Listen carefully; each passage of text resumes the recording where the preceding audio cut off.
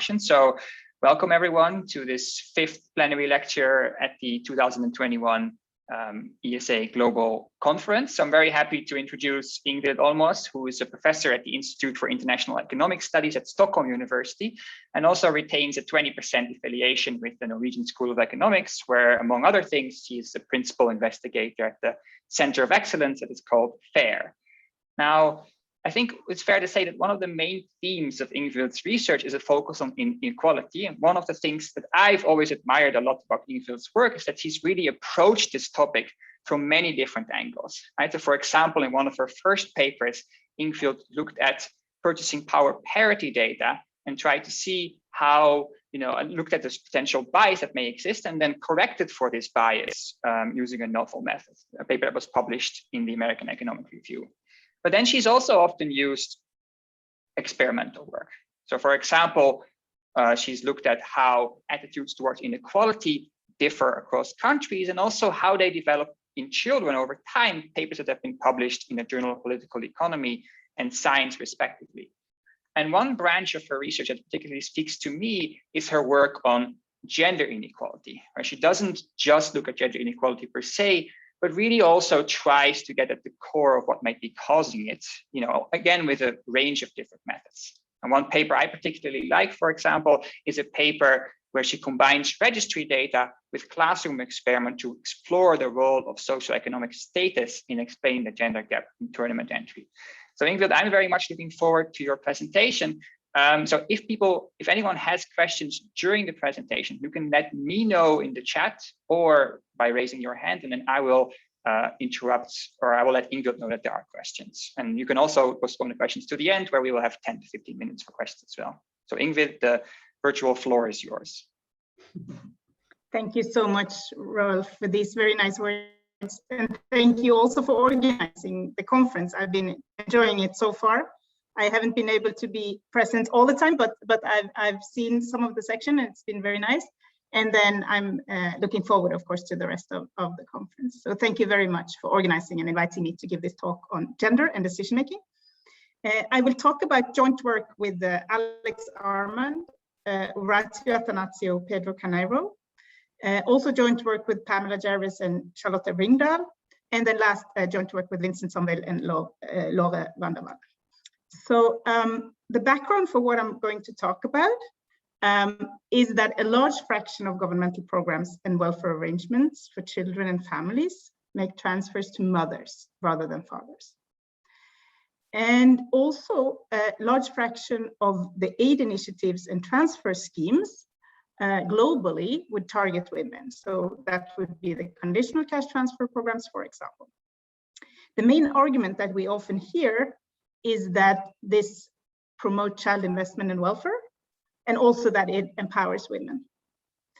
However, despite the large money flows that follow these arguments, we have little empirical evidence on whether these arguments hold up empirically. So is it true that when we target women, children are better off? Is it true that we see different consumption choices in the households when mothers are targeted than when fathers are targeted? And also, is it true that we empower women? Maybe that sounds a bit more obvious, that we empower women when transferring financial resources to her, but even that is not obvious, because if the woman is not financially included at all, she may not gain much from this, because it may just be a transfer to her on paper, which essentially goes to the husband or the man anyway. So what we have taken on, and these are different papers I will talk about, but what we also plan to, some of this work is very recent and we plan to work on it in the years to come as well. So that's why I thought it was very nice for me to present it here now and potentially even get your feedback on the research agenda that we set up here. So what I will talk about is what happens when we target mothers. So one way we could test that, that's a politically relevant question because of all these programs around. One way to test that, of course, is to actually randomize whether we target mothers or fathers and then look at the results in consumption choices, saving choices, and household decision making in general. I will talk about that, and I will talk about a particular paper that I wrote, that we are actually writing at the moment with Vincent Somvel and Lore Vanderwall. And that's in the context of India. So then, of course, that's sort of a reduced form question in the sense that we just look at the transfer and the results of that comes out of it. Now we may want to discuss the mechanisms behind that, which could be, of course, if you see different choices in the household when you target mothers, it could be because mothers have different preferences than fathers. It could also be because mothers have lower decision-making power. So if there's an income effect, so if the level of welfare of the individual who makes the decision matters for the decision being made, of course, it could be that if women have less power in decision-making, they will choose differently just because of that, even with the same preferences. Then third, it could be that women and men would have different beliefs about the returns to different kinds of consumption choices and investment choices, particularly then about returns to education for children. So I will talk about these four, and I will refer to different work that I have with all these co-authors that I mentioned in the beginning on these four topics. Okay. So first, so what happens when we target mothers versus fathers? So we conducted a large RCT in India, in an Indian state, Chhattisgarh, where we offered an unconditional cash transfer, which would be weekly installments. And then we reported expenditure, revenues, and savings afterwards. So we had a baseline, we had 17 weeks with transfers, and then we had a end line where we looked at the results and looked at whether it was different between mothers and fathers. So we wrote the pre-analysis plan, and that's registered. And I should mention here that it's my co-author's name on that plan. So these were actually PhD students at the time where they designed the experiment. And it is actually, this is one randomization that we use in this paper, but actually it's a program that they set up in India. So I'm kind of very proud of them doing that while they were PhD students, and now all this output is coming out. So I'm part of this paper and I will talk about that, but they have other papers also coming out of this project. So now, of course, they are my colleagues, they are more senior now, but they set it up when they were PhD students. So that's a very nice outcome, I think, what they managed to do in India at the time. Okay, so then there are some related studies on consumption shifting, of course. So there's the famous unconditional cash transfer scheme through Give Directly, evaluated by Johannes Haushofer and Jeremy Shapiro in Kenya. They also randomized between mothers and fathers of women and men. They see no difference, so they see no consumption shifting. However, they are underpowered in this dimension. So it's hard to know, it's not a really precise null, so it's hard to know whether there is no effect or whether it's just that they don't have enough power to tell. Then, of course, there are many conditional cash transfer schemes, and one that randomized between mothers and fathers would be one in Macedonia, set up by Alex Arman, Orazio Atanasio, Pedro Caneiro, and Valerie Lechen. Then there are some other experiments randomizing that look at other outcomes than what we do, which I mentioned here. And then, of course, there's a whole series of conditional cash transfer schemes that would target women. It's harder to look at the effect of targeting women versus men, of course, when you only target women, but there are some structural approaches out there and studies that would try to get at that, even if they only target mothers. And then, of course, we know that historically we have used the natural experiments. So one famous paper, of course, is the Lundberg, Pollack, and Wales paper from the UK, where they saw that after reform, where women got more of the transfer, then they saw more purchases on women's clothing, for example. So they sort of showed that there is some shifting when you target mothers. So different choices made. Okay, so of course, then it's important that we can say we have power, because this was one of the problems that Haushofer and Shapiro had in their randomization. I mean, I should mention that, of course, they didn't have this issue with the other treatment arms, right? So this is, they have a famous paper in the QG. So I'm not trying to say they didn't set it up correctly, but along this dimension, men versus women, they couldn't really tell much. So we have power. It's not easy to calculate power here in our setting because we have a panel, so there are these repeated transfers, and also the sampling strategy makes it not super straightforward. So we have actually gotten to power through simulations here. If you're interested, I'm happy to share that and discuss that. But here I just want to say that we have high power, at least compared to other studies that we have looked at. So what would be the other contributions except power? It's also the measurement. So we use weekly financial diaries. So we have 7 days recall period, and we have this repeated reporting, which we think is important because the long period means that we can capture infrequent items, and the short reporting periods, 7 days, would give better reporting, as we know from these studies in India that tested weekly versus monthly.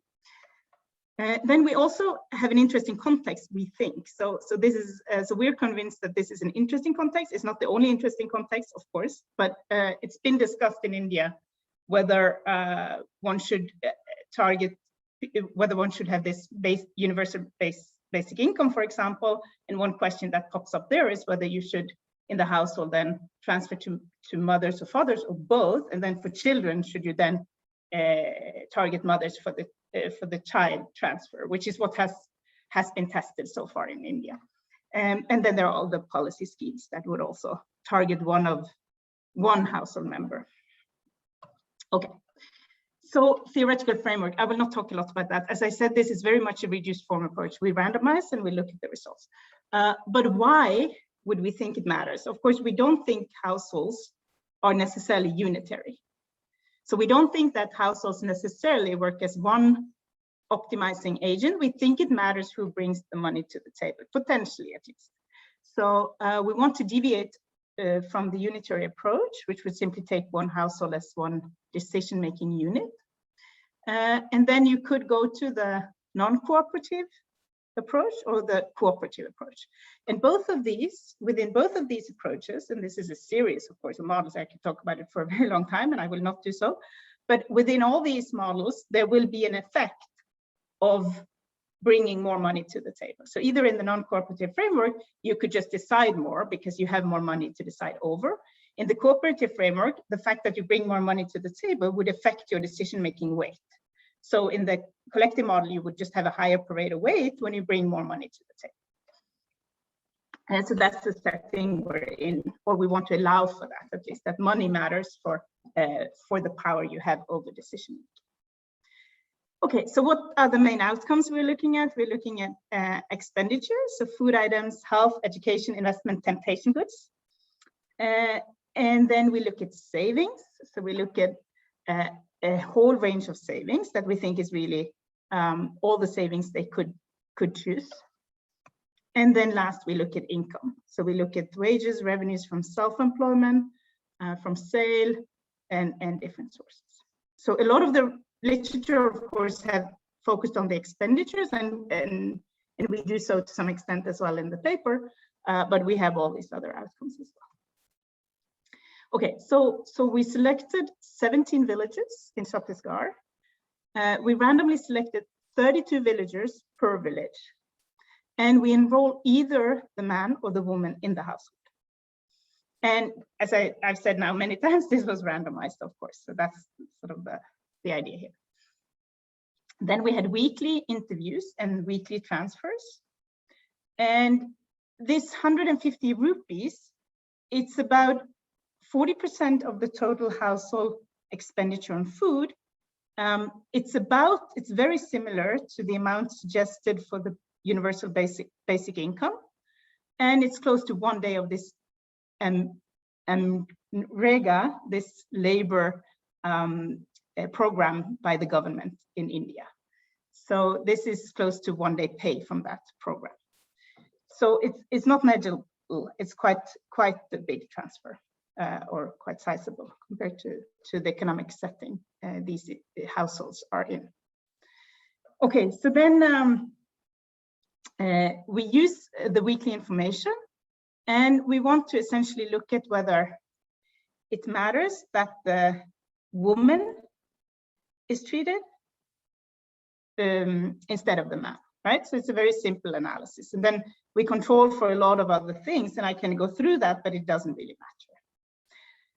So the main result in this setting, and now I should just say that, and then I think I've said what I need to say about this paper. There is really in this setting no effect of targeting mothers. We find no differential consumption choices. We find no differential saving choices, no differential nutrition, and there is really no difference. And we have been looking, because we have had many comments when we presented this, and people say, oh, but you should look at saris, and you should look at very specific goods. And then for some, we could come up with some stars, but then when we look at how many observations are actually creating these stars, and when we control for multiple testing, there is really nothing. And even without controlling for multiple testing, there is really nothing. And we've really tried to find it, even deviated from the pre-analysis plan, in order to see if there's something we forgot to think about when we wrote the plan. But no, we cannot find anything. So this is very, and we have precise estimates. So in this setting, this is not to say that it doesn't have an effect in other settings, right? But in this particular setting, it doesn't seem to matter for consumption choices, saving choices, and income or labor market supply choices, whether we target men or women. So I'll show it to you. So these are sort of the broad categories. This is expenditure, food share, which has been focused on in the literature. So the Progresa, for example, in Mexico, they showed that food share increase. The same was found in Macedonia. Food share increase if you target women. We don't find that. Total savings the same, total income and nutrition.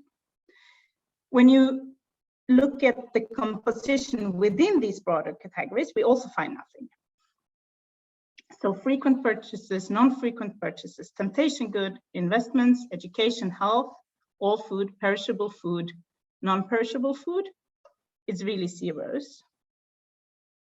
And then we find something on bank account versus other saving. We don't make much, I mean, it is what it is, right? It's different, but when it comes to the overall savings, there is no difference. But it seems like women, to a larger extent, would save on bank accounts than through other means. It may be that the access, when we first provide the access to the bank account, that's there for both men and women, whereas the other, whereas women may have less access to these other saving technologies. Income, we find nothing. And nutrition, we spent some time with nutrition tables to get to proteins, iron, zinc, vitamin A, vitamin C, calories, and really we find nothing.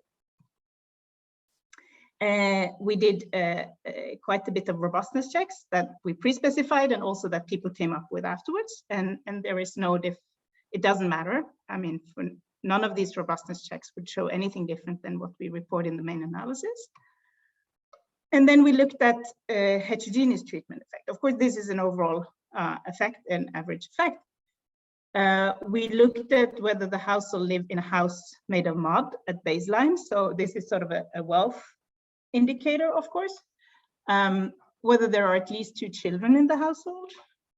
We looked at whether the respondent is married and whether the respondent can read and write. We also looked at cohabitation with mother-in-law, which is of course very common in India, and it doesn't matter. Although most of them live with their mother-in-law, so maybe we don't have a lot of power along that dimension, but at least we don't find anything.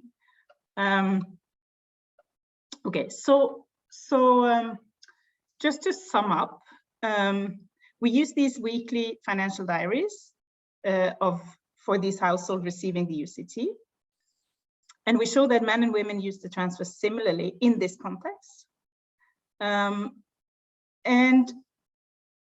the big question, I think, is this a context where it doesn't matter because women are not financially included at all? Is there social norms that make these women not able to make use of these transfers, in the sense that it could still be that men and women would have different preferences, but maybe she doesn't have the power to really pay attention to those preferences, even when we give this transfer. So that's the big question that we cannot answer with what we already did, which we would have to analyze in future work. So now I wanted, unless there are questions to this, we can also discuss it later, but no questions to this. Then I want to go to the mechanisms or potential mechanisms. So could it be that men and women would have different allocation preferences, in particular whether they would want to prioritize children to a larger extent, that women would prefer to prioritize children to a larger extent than men? Can we say anything about decision making? So decision making, of course, is interesting in several ways here. So first, if there are differences in preferences, she needs some decision making power in order to make a difference, right? So in the Indian context, for example, there may be preference differences, and the woman may have power in some decision making, but if she doesn't have power in financial decision making, maybe it doesn't matter that they have different preferences. But of course, power in decision making also matters in the sense that we can affect that by a transfer. So we can affect women's say, and maybe that's in and of itself of value, since there are gender differences in many of these countries with these policies in place. And then the fourth thing, or the third thing here on this list, is the beliefs. So we will also discuss briefly a method to measure beliefs, particularly about returns to investment in children. And it may, of course, be that men and women would have different beliefs. So let me first talk about preferences. So we know that dictator games have proven useful in order to look at allocation preferences. And we could also use this in a household setting. And here I want to mention Charlotte Ringdal and Ingrid Sjursen. They were both PhD student at Norwegian School of Economics.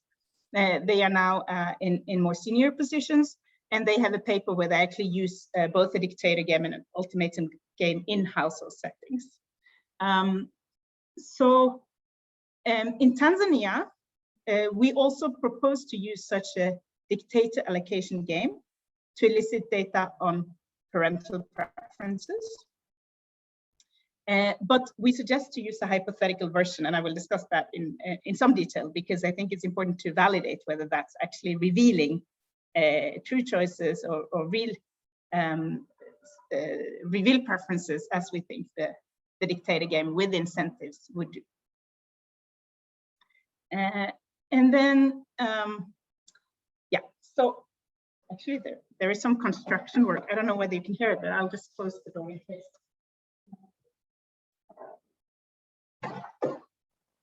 This is the nice thing about home office.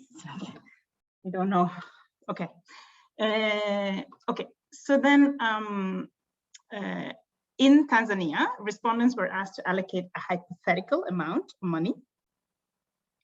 So both across the household members and across different commodities. And this is a hypothetical setting. So we actually said, envision you have a child that is 5 years old and make this allocation. And this is something we proposed and we tested on a small sample. We have some results from that, and I will show that, but this is something we want to work on in the future. So more than this being sort of final results, I want to just discuss it with you, because I think it's sort of a nice approach, and we will use it in the future, and we have some ideas how to develop it into to eliciting preferences, but also to validate it, because we didn't validate it in the first instance. Okay, so so respondents were asked to allocate a hypothetical amount of money. So we actually, in practice, we gave them a pile of beans, and we showed them on the table different spending categories. And within each spending category, they could give to themselves, their spouse, or the child. The spending categories that we considered were food, clothing, education, health, and luxury goods and transportation. So within each consumption category, as I said, the participant could allocate between the family members. And we randomized whether we would interview the father, the mother, or both. And if we interviewed both, we explicitly said that it was a joint decision. So respondents were asked to allocate a hypothetical amount represented by this pile of beans. And we asked them the following. We would now like to understand how you would prefer to spend 300,000 Tanzanian shillings. This represents about 1.5 months of per capita expenditure in the households. So this is a large amount of money. And one thing here, so yeah, I should tell this first, and then I can say a bit about how we are going back and what we're planning to do as extensions here or modifications. Okay, so we would now like, yeah, so 300,000 Tanzanian shillings. Use these 60 beans that each represent 5,000 Tanzanian shillings and cardboard card with 3 different expenditure options for mother, father, for your child. For each question, distribute the beans according to your preferences. Imagine that your child is 5 years old for this exercise, as I said. How much would you spend on, say, food for a person? And then for the couple, we said instead, please discuss the options between you in the same way you make expenditure decisions in the household. So the idea here, of course, is to try to mimic the household decision-making process. Okay, so I already said these, so it's clothing, food, learning materials such as books, notebooks, pens and pencils, health expenditure, transportation, and school expenditure. And here are the results. So I don't show the couple sample, but I'll comment on that too. But just first, let's compare mother decision to father decision. And what we see first, this is just a broad, whether you spend it on yourself, your spouse, or the child, and then we'll get to the categories on the next slide. So what we see is that when we just look into the child, the mother spends more on the child, but it's not a huge effect. It's a quite small effect, I would say. It is statistically significant, even with the small sample we have. I forgot to say that we have 450 together, so it's like 150 mother decisions, 150 father decisions. However, when mothers give more to children, they do not take that from themselves, they take it from the spouse in quotes. So what it means is that mothers give less to the spouse than the fathers do. And then they give more to the mothers. When we look at the couples, their decisions are very close to the father decision. That's overall, and that's quite interesting, I think, because it means that when we ask them to decide together, it's really the father deciding.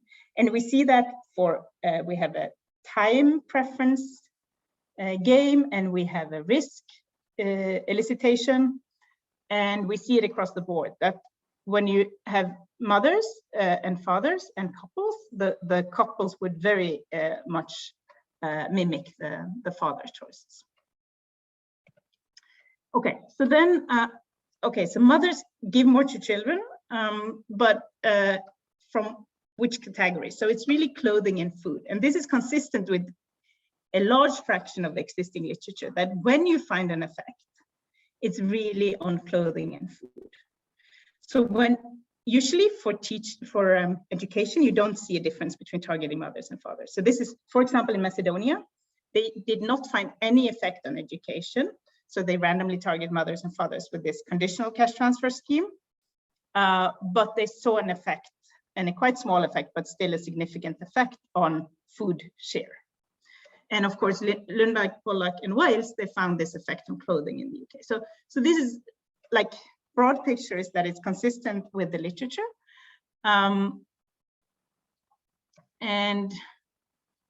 again, even at this level of disaggregation, the couple decisions look more like father's decision than mother's decision. Okay, so the summary here is that it's possible to measure allocation preferences using dictator games within households. We have been testing this hypothetical version. We want to validate that against using an incentivized version. But of course, the nice thing about hypothetical versions is that it can really be scaled up at reasonable costs. So if we validate it, if we and we want to modify it, as I said, by being more specific, among other things, about the time period. So we want to say how frequent this transfer is, for example, because then it's easier to combine it with the existing actual expenditure data and make sense of that. What we think also is very promising here is that we can use parameters. So these are actually giving us, with potentially some controls on beliefs and decision-making power, it actually gives us preference parameters in the household utility decision-making. Particularly if you use the couple choices, you can actually find parameters in the utility function or the household utility function. And what we want to use that for is to both test and relax some of the strong assumptions that people usually use when they estimate the collective model, and using structural approaches. So we have actually derived how you can use these allocations as preference parameters in the collective model with the pig log preferences. And this is in Orazio Atanasios' presidential address, so it will come out in Econometrica at some point. I've said 22, but I'm not entirely sure, but that's the aim, I think. So okay, so that's what I plan to say about eliciting preferences. So I'll breathe while I'm waiting for some questions if there are any, otherwise I'll rush to the next. Yeah, so okay, so then to decision making. Of course, it's extremely important to know whether mothers at all make any financial decisions. And then second, it's important to know whether we can affect the financial inclusion by transferring to women instead of men. Both because we may care about it in and of itself, and also because we may care about it if they have different preferences, which is more favorable towards children than fathers, which is not entirely obvious from what I've shown so far, but there are some signs that at least if you want to prioritize nutrition and clothing, women may prioritize that more than fathers. Okay, so how can we elicit bargaining power or decision-making power within couples? It's very difficult. And some of you may know well these DHS survey questions that ask about who makes decisions. The problem with those, so usually you ask who would make decisions about food purchases, and then you say the father, the mother, or both. And very often when you look at the response to these questions, it's very bunched. So you have a lot of observations in the middle and you see very little variation across households. What we do, we suggest a different measure that we think is more closely linked to revealed preferences and to financial inclusion. It may not be well suited to measure other kinds of decision-making power, but for financial inclusion, at least in Macedonia, it seemed to work quite well.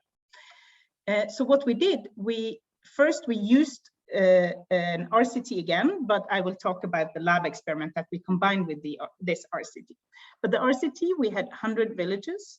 In 50 of those, we randomized 50 of those, where we targeted mothers, and then the 50 other, we targeted fathers with this conditional cash transfer scheme. And the transfer was conditional on sending a child to secondary school. So after this data collection with organized through the RCT, we collected the wives only into the lab. So we took them out of the household dwelling into a lab-like environment, where we run an incentivized experiment. So we gave them 100 Macedonian dinars, and we said, we will give these to your husband, but you could also get them yourself if you're willing to give up some of it. And then we varied how much they had to give up in order to get it.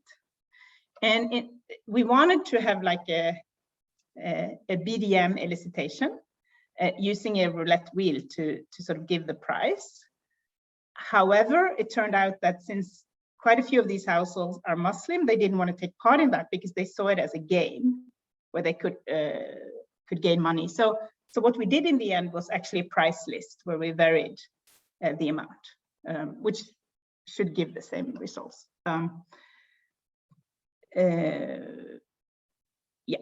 Okay, so let me show you the willingness to pay. to get the money yourself instead of your spouse getting the money. And this is in shares, so that's 20% of the total amount they were on average willing to pay to get it to themselves. So of course, this is one rejection of the unitary model, but it's on average. This is just average behavior. So it could still be that some households are unitary and some households, in one way households could be unitary is that women are not included in financial decisions. It's really the man who decides everything. And then we had a non-incentivized version of this game, and we saw no significant differences across the elicitation in the two, so give very much the same results. However, I should mention that we didn't randomize the order, so the non-incentivized always came after, so it's not maybe a fair test of whether it works or not, because of course there could be path dependence in what they do in the non-incentivized. So let's focus on the incentivized for now. So then, when we use the RCT with the mothers so the idea here is to use the willingness to pay as a measure of financial inclusion or decision-making power over financial decisions, in the sense that if you're willing to pay a lot, you reveal lower control over resources because you're willing to give up household money to gain control over resources. So what we see here is exactly that. So this measure works as an empowerment measure in that sense. So if you look at the mothers who were treated in the RCT, they are willing to pay 5 to 6 percentage points less than those who were not treated. So it seems, at least for some of them, that this actually picks up an empowerment effect. So it seems like we want to interpret our measure as the more willing you are to pay, the lower power you have. And it seems like that's true, because if you think that this transfer we gave them power, then at least they are willing to pay less on average to gain control over resources. Of course, you could do this with IV, it doesn't matter. I only show you the OLS, where this is just an indicator of the mother being treated, but there is nothing more interesting coming out of the IV, to put it that way. So then how does it look really? So what is interesting here, I think, is that it's really many who would have zero willingness to pay. That may mean that they are unitary in different ways, right? So one way they could be unitary is that the woman wouldn't decide anything at all. And one thing that points to that being the case for some of them is that the Albanian, the Muslim households, are almost all of them here. And when you talk to them in focus groups, it seems that it's always, for financial decisions, is really the man who should do it. That's like a norm. However, for some of these unitary households, it may just be that they together decide, right? So it's hard to sort of disentangle the unitary household. So I think it's more interesting for these that have some willingness to pay that are not unitary. You see that the red line here is those who were treated. So the mother were targeted. So quite a few of them move from some willingness to pay to zero. And we interpret that as an empowerment effect. Okay, so we did the same experiment in Tanzania in this sample. Remember the 450 I talked about already. And here we see an even larger willingness to pay. So here in the Macedonia case, we only run the lab experiment on mothers, right? So we don't have the father comparison. Here we asked in a hypothetical way this willingness to pay, the same elicitation procedure, but we never paid them accordingly, right? So it's not incentivized in that way. But the wives, out of 6,600 Tanzanian shillings, the wives are willing to pay almost half of it, whereas husbands are willing to pay much less, so about 10%. So that suggests that wives have a lower power in decision making than both the Macedonian women, but also the Tanzanian men, of course. Okay, so to sum up on the decision-making power, so we proposed this novel lab experiment, and we validated it in Macedonia, and it seems to work in that setting. There is a discussion whether it would work in settings where women are not included at all in financial decision-making. Maybe not, because then they wouldn't be willing to pay anything. And we have some suggestive evidence from work by Seema Chandran and others who tested this lab experiment, and together with some other factorial survey design questions, and they think it doesn't work in that setting. Of course, we need to do more research to understand which settings it could work and why it doesn't work in some settings, but at least I would say we have some suggestive evidence saying that in cases where women are not included at all, maybe we wouldn't reveal any power changes or differences in power from this experiment. Okay, so let me rush to the beliefs. I'll be very short here. So the last way, or at least the last way I will talk about now, where we could see differences between targeting mothers and fathers would be if mothers have different beliefs about returns than fathers. And we use a very, very nice elicitation technique suggested by Cunha and co-authors and further developed by Athanasio Cunha and Jarvis. Athanasio and Jarvis, my co-authors on this, where they first teach. I will not spend much time on it, but I would be super happy to talk about it because I think it's a very useful technique to elicit beliefs about probabilities.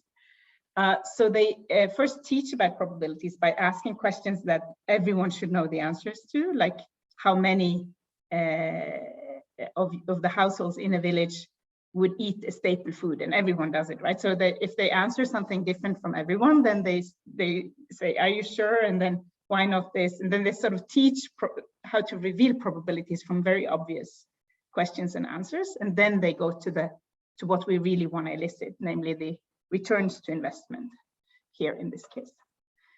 Okay, so let me just rush to the conclusion because I won't have time to discuss all of this in a meaningful way with the time I have left. But let me just say that using this elicitation technique, we find that mothers have higher expected returns to investment for low initial condition children, whereas for high initial condition children, mothers and fathers have the same beliefs about returns.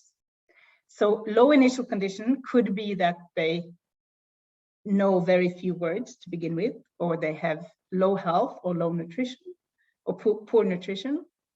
And then we ask about time investment from mother teaching children, and we also ask about financial investments.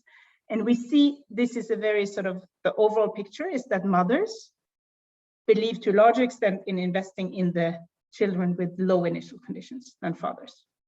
So that's like something we find for socio-emotional skills, language skills, and other cognitive skills as well. Okay, so then to sum up what I've been talking about, so many welfare programs and transfer schemes target women. The claim is that this is good for women themselves, so women empowerment, but also for children. But the empirical evidence is scarce. And that's maybe a bit surprising or shocking even, given the large amount of money that is spent on targeting mothers instead of fathers and following this advice. So we find no difference in the household consumption and saving in India. Now, I should maybe have mentioned that, of course, we don't see any negative effects either, right? We just see no effects. So it's not harmful either, according to this piece of evidence, at least, to target mothers. It's just that it doesn't give any different results than targeting household heads, which may be less expensive to begin with, right? Because they may have access to bank accounts and things automatically, where we have to build it up if we target mothers.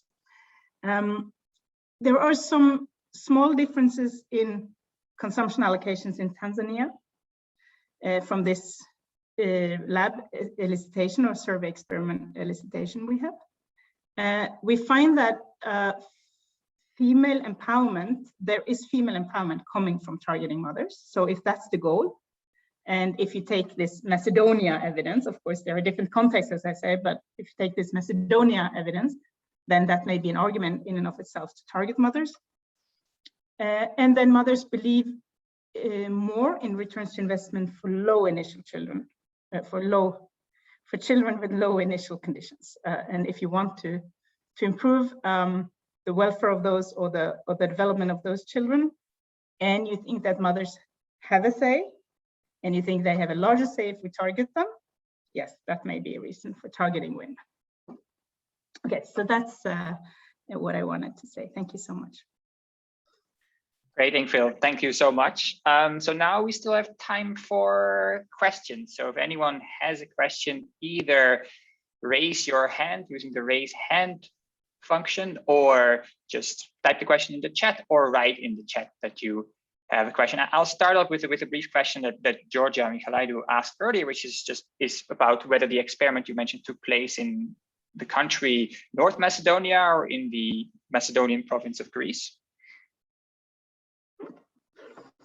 So sorry, I'm using the wrong word now because it was called Macedonia when I was there doing field work. I'm so sorry. It's North Macedonia. Great. Then I think Jose Ignacio has a first question. Yeah, so, okay. Thank you, Ingvild, for your great presentation. So I think they are comments, not questions, but so first, thank you so much for showing a paper with mostly null results. That's it's refreshing, and it's for experimentalists. It's a good thing to see that you can actually present null results and learn from them. Second, as to your results in the first part of your talk, I immediately thought of the paper by Chattopadhyay and Duflo, where they randomize, where they have some districts where the head municipal, like the chief municipal officer had to be a woman, and there they find this. That allocation they allocate the budget to different public goods, and they actually come to the conclusion that women have actually different preferences. And so I think that underscores very much that context really does matter. So this is one takeaway that I have from actually your whole presentation. Obviously, this was at with women as policymakers, but it seems to be that these results do not translate into the household. So I don't know. Maybe you have something to comment on that. Otherwise, thank you so much for the presentation. And that's it. Thank you. Yeah, I completely agree. So I don't think this is evidence that preferences are the same. I think it's more evidence that maybe the policies wouldn't have a big effect just as this, right? If the amount is about the universal basic income that they suggest now, then it would make no difference, at least in Chattopadhyay, with these households to transfer it to mothers rather than fathers. So I think that's like the main message from that. And that's why I also call it a reduced form result, because we don't really know what's underlying it, right? And it could just be that women are not included in financial decisions at all. So it wouldn't affect any financial decisions if you target mothers, because it would just be the fathers who would make them anyway. So I completely agree with that. We don't know whether preferences are different. And maybe, as you say, other research suggests that they are. So, yeah. But I can't really speak to that with the data we have here. I can just give you the reduced form results. That's what we have essentially. Thank you. Great, and next up, Dorothea. Yeah, thanks a lot, Ingvild. This was fascinating. I have mainly one question. Where you were, of course, you didn't have a lot of time to talk about the different societies you're studying, but I was wondering, it sounded a bit as if, you know, you're studying laws of nature. I mean, does it matter if women get the money or not? But if you look at Germany, I mean, 50 years ago, things were very different than they are from now, or I guess so, I'm not sure, but that's my thinking. And I'm wondering, you know, isn't there a lot of, you know, heterogeneity between countries, between parts of the world, changes over time? So how important is that for you also to select the countries you are running the studies in? Because, you know, there could be a good reason why you are choosing Macedonia for one and Tanzania for the other. But I guess, so maybe you can use the time now to say a little bit about that. Yeah, definitely. So thanks a lot, Dorothea. I think it's extremely important what you say. And most of what we have done so far is actually validate instruments to get at these things. Not the India example that I gave. That's, as I said, that's like evaluating policies in this context. But for the preference elicitation, for the beliefs elicitation, and for elicitation of decision-making power, what we want to do is to get instruments that we can scale up at reasonable cost, so that we can actually run it in several countries, and maybe also advise to policymakers that if you want to consider this advice or this anecdote saying you should target women, maybe you should run like maybe you should run an analysis first, testing whether it could have an effect, and if so, for whom. And that's what we're trying to get at with these elicitation mechanisms or instruments, if you like. And the agenda now that I want to pursue the next years is actually to validate these instruments so that we can scale them up. And we have a planned also 10-country survey experiment where we will actually use these elicitation instruments and get at this, exactly what you say, to look at, is it very different across the globe, and is it very different across different socioeconomic groups within countries as well. So what we will have in that planned survey is which is not fully funded yet, I must say, but we want to have representative samples in 10 countries where we can actually look at different socioeconomic groups, and we can look at differences across countries. So I think exactly what you're saying is part of our message, that you really need to consider the context before just following this advice. Yeah, thank you. Great. So now there is a question from Fernanda in the chat. So Fernanda, if you would like to ask the question yourself, please do so within the next 5 seconds. Otherwise, I will read it out.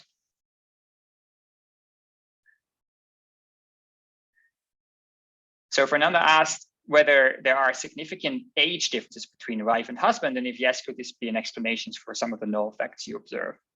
Yeah. So excellent question. Of course, I don't have the age difference now on top of my head, but what we have done is to look at heterogeneous treatment effect across ages, across age groups, and there is nothing there. So really, this null seems to be there for all age groups.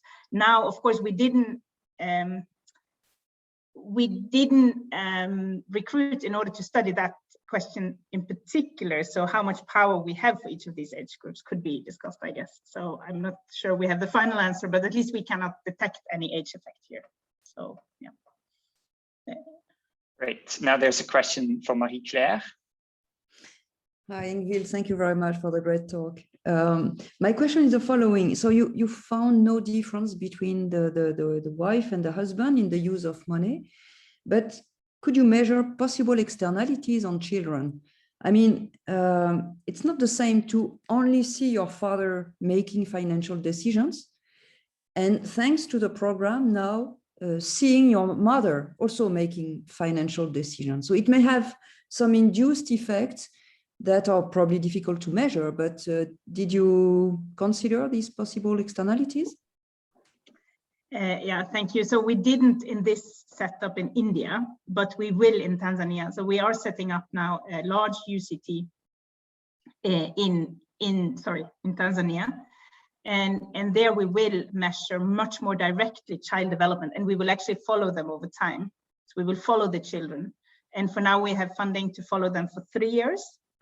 So we will actually recruit in utero, and we will follow them over 3 years, but the aim is to get funding for at least 10 years follow-up. So we will be able to answer those questions in, say, 3, 4, 5, maybe 10 years time.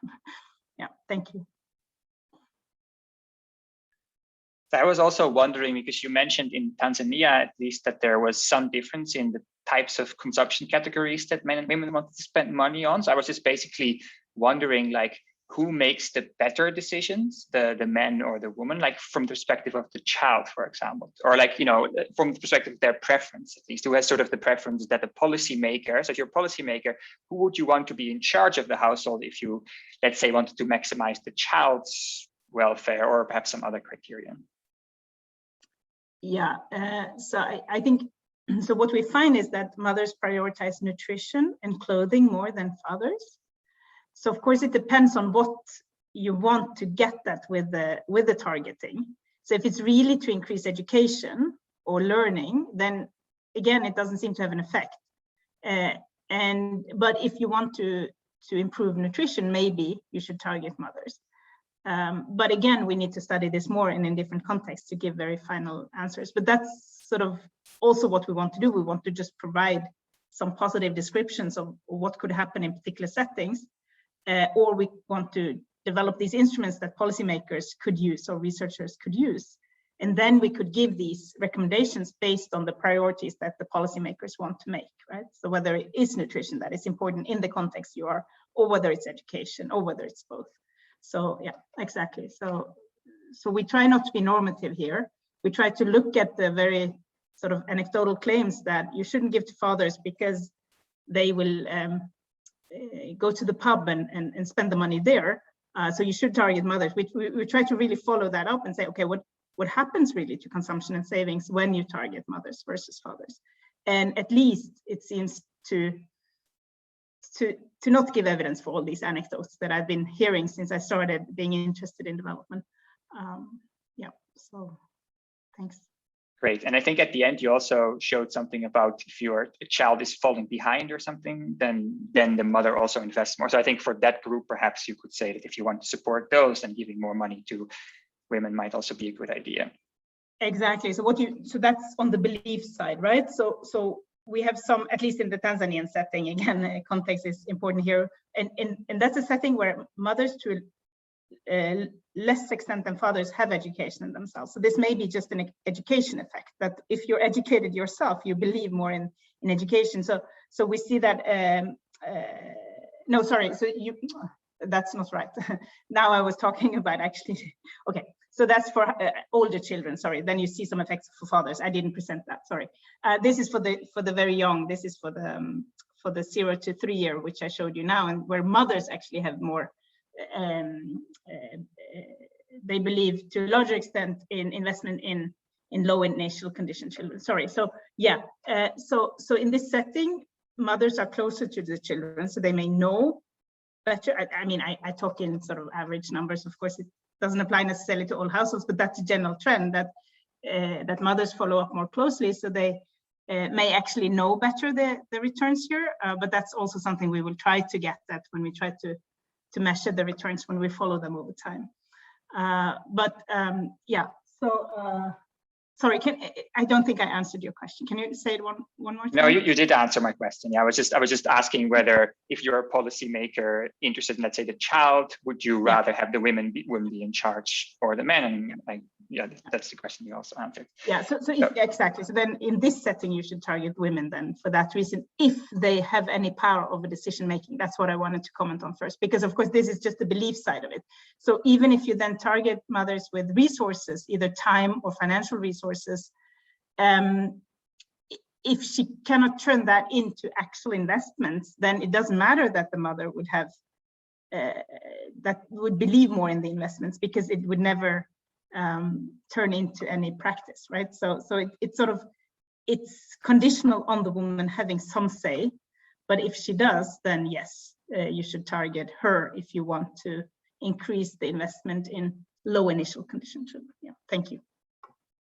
Yeah, my question was basically who should be in charge. So if you can choose, then you should put the mother in charge, I suppose, if this is your particular criterion that you want to satisfy. I see. Mm-hmm. Yeah. Great. Are there any further pressing questions? If yes, speak them now or forever remain silent. Okay. And if not, then I want to thank you again very much, Ingvild, for a very interesting presentation. And I look forward to seeing you again in the next part of the program.